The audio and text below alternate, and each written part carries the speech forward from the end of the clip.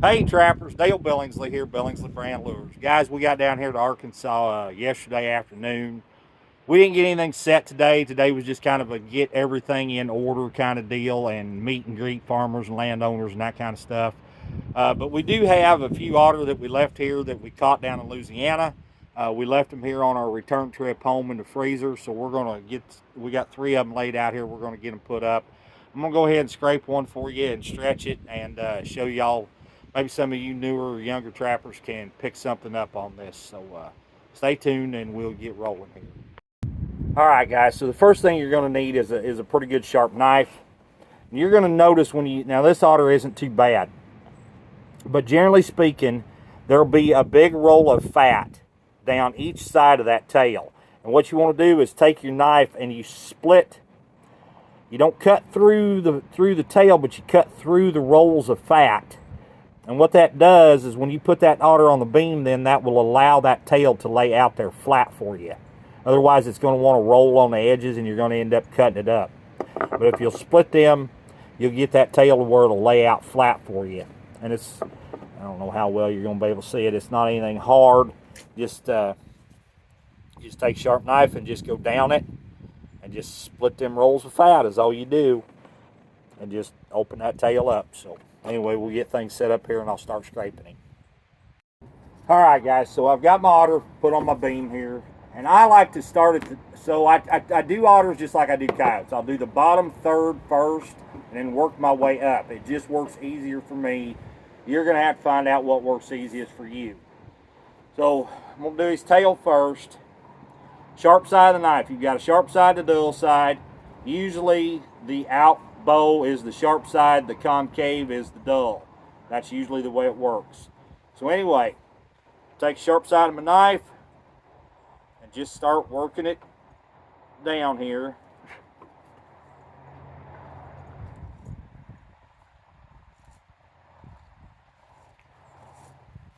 You're just shaving that fat off that tail is all you're doing.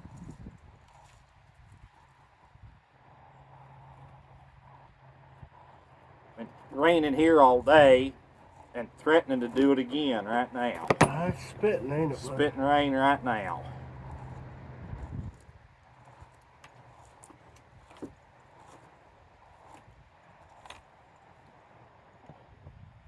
That knife over and just push off there on the edge.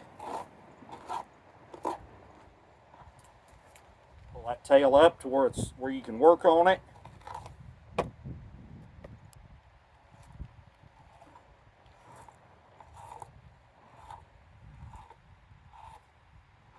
Make sure you get all the fat and gristle and everything off that tail you can possibly get. Not just the tail, but the whole otter. Very important. Okay, that otter's tail is clean. Now we're ready to do the rest of it. And again, I always start on the back because that seems to be the harder thing. The hardest part of them is the back. Just take your knife, just open him up a little. This otter's not real fat, not too gristly. He's going to scrape pretty good. Flip that knife over and just start pushing.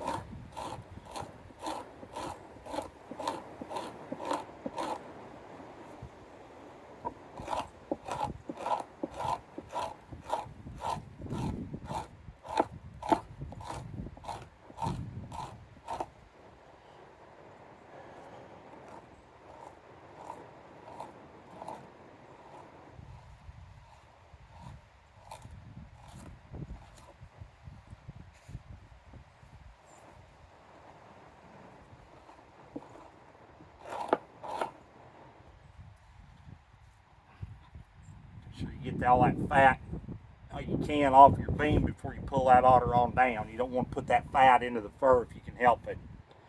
Then start right about at his shoulders. Do it again.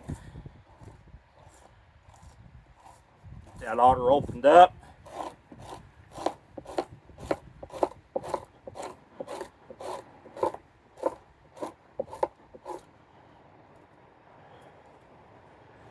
Pull him on down to his head.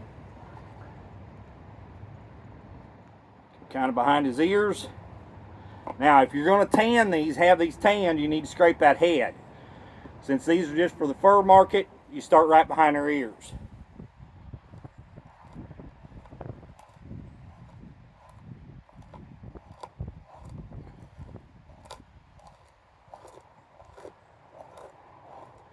You'll feel that gristle and that fat break. Okay, it'll get really easy. Once it does, flip that knife over and then you can start pushing. And that's that way on everything, whether it's a coon, an otter, or beaver, it doesn't matter what it is. You'll feel that fat and gristle break. Once it does, flip your knife and start pushing.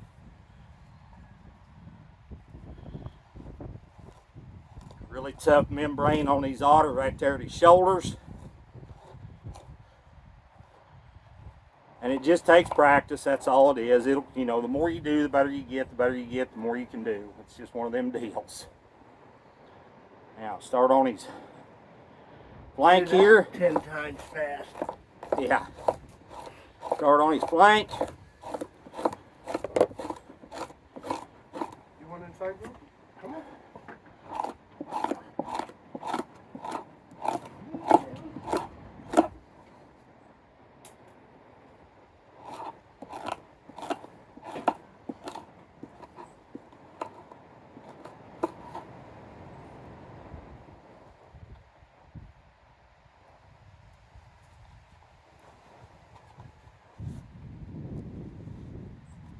Pull him up. There's only 3 sides to an otter. There's 3 sides to a coon. The back, the side, and you're done. Start right here below his ear. Get that opened up.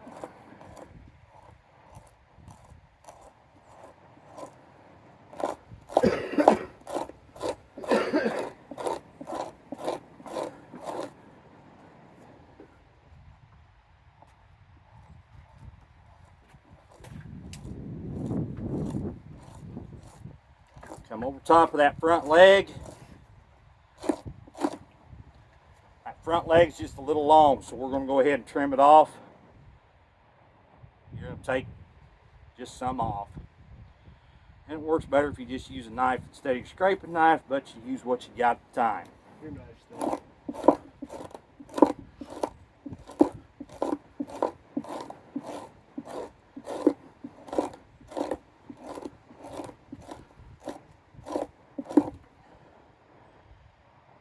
You're going to have to trim it up some, just like so. Pull that leg up over the end of the beam. Go ahead and take the rest of it off.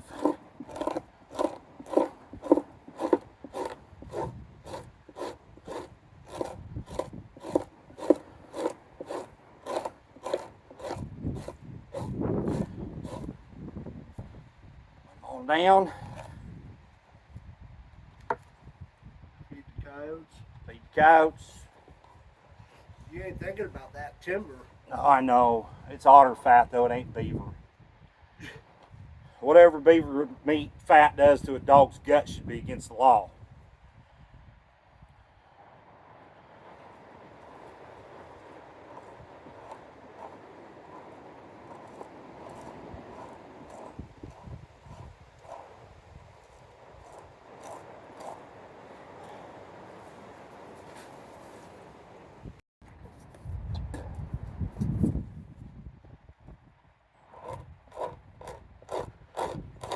Get him good right there between his front legs.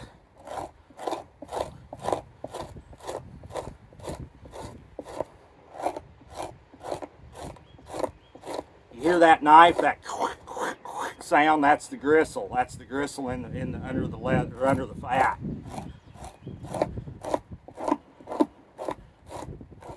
It's never a good sound when you hear that, just because they're hard to scrape. That's all that means. They're just hard to scrape. Front leg again's a little long. Trim it off.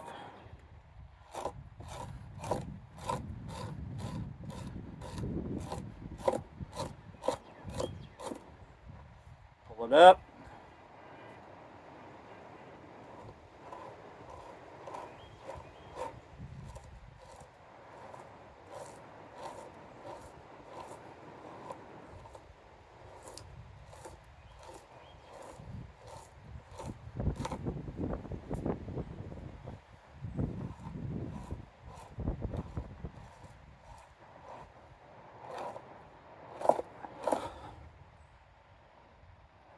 beam's a little high for me, making me work at it.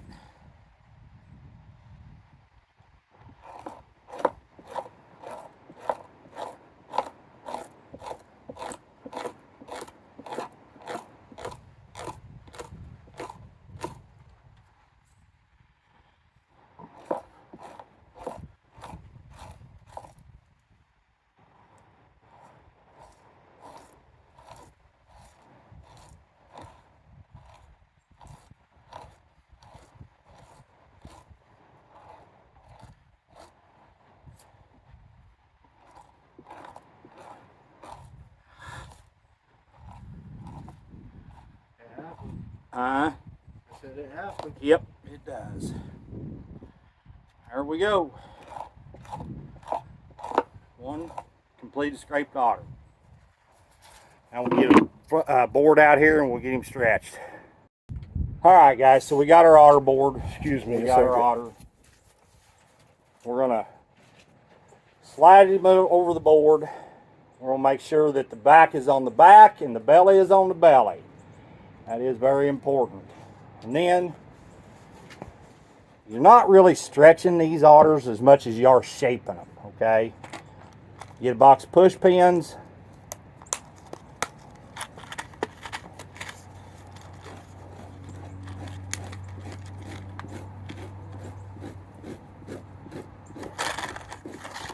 That out of the way. Put one here in the back foot, pull it down.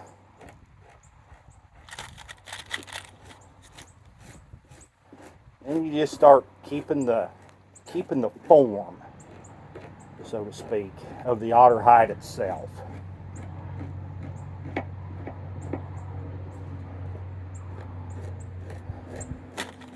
I'll show you here in just a minute.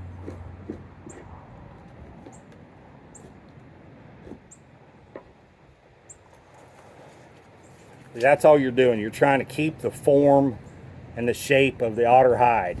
And you flip him over on his to his belly, or belly down, back up. Now you can do these otter tails either way. You can do a long straight tail, or you can pleat it, as we call it. And I'll try to show you both ways here. Put one in his flank, pull it down, pin it. Go to the other side and make sure they're square across. You don't want one side higher than the other, because when they measure these otter, whatever it is, might be a coon, might be an otter, could be anything, you can bet the buyer's always going to go to the short side. So you want to try to keep them as even as you can. A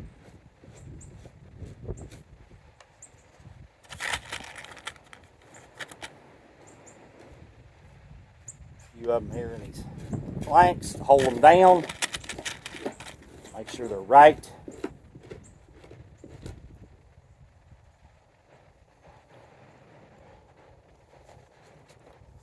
Okay, I'm going to show you how to pleat their tail first. Show you what that looks like, and then we're just going to leave them long and straight.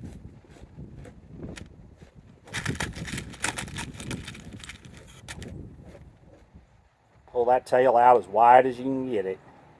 You don't want it to roll. And the other side, put the pin in and push it up, like so. And you just work back and forth. Push it up.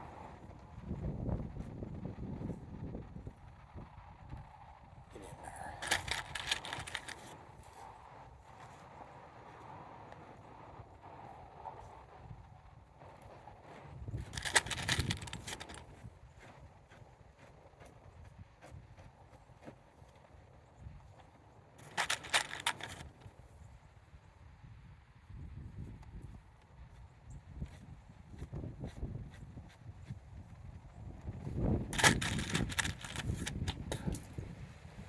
Rain's a-coming, ain't it? Yep. Leave it to us. Bring the weather with us.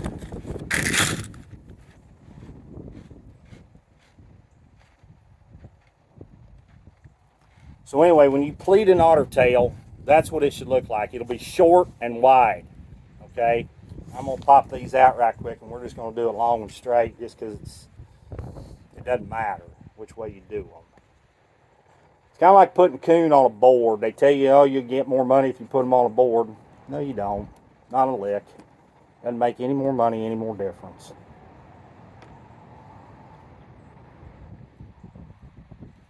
Alpha started that crap years ago with us, and it doesn't make a bit of difference. So you just put one in about every 2 or 3 inches down the tail. You can put them closer together if you want, doesn't matter. All you're doing is trying to hold that tail open so it doesn't fold and roll around itself. So here's the deal. You can always put leather against fur, but you can't put leather against leather, okay? Otherwise it'll slip and spoil right there. But if you put fur against it, fur will allow air to flow through and get under there and it'll dry. But if you put leather against leather, ain't no air can get through and it won't dry.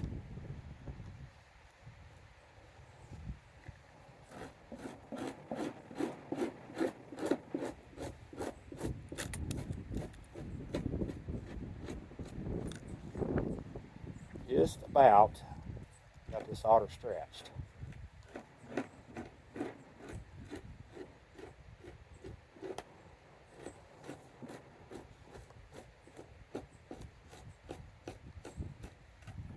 And if you feel like you've missed some places, if you feel like you didn't get all the fat off or all the gristle in some places, guys, I'm going to tell you a little trick here.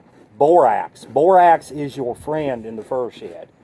Borax the hell out of that fur or out of that hide, not the fur side, the leather side. It'll do a few things for you. Number one, it'll help set the hair. Number two, it'll pull moisture out of it. Number three, you won't have a bug in the world bother that hide after it's been boraxed. So there's a little tip for you. Okay, we got our otter put on the stretcher. Last but not least, do not forget the belly wedge. That has to go up in there, just like so. Add gummit, pull the pins. Means I had him stretched just a little tighter than I should have, like so. Push that wedge all the way up. I mean all the way. If you can even get it to where it comes out the mouth, sticking up above, that's so much the better. I prefer it that way. Yes. So you can tap it out. Yes, you can tap it out that way. Then grab you a couple more pins and pull those leg holes around and kind of pin them sort of shut. Not completely shut, but just pull them together.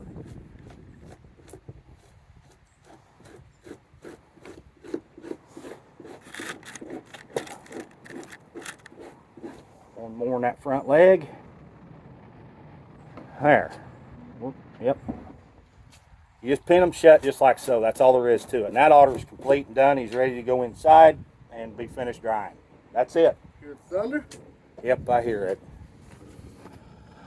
All right, gang. I appreciate y'all tuning in to watch. And if you would please just hit that thumbs up for me. That's all I'm asking. Look for my new channel over on Rumble as well, because eventually I do believe we're going to get kicked off of YouTube. So look for me over there, and you have to type in my business name, which is Billingsley Brand Lures, and that should take you right to my site, and then you can subscribe from there. Anyway, thanks for tuning in to watch. Appreciate y'all, and once again, this is Dale Billingsley with another one. Signing out.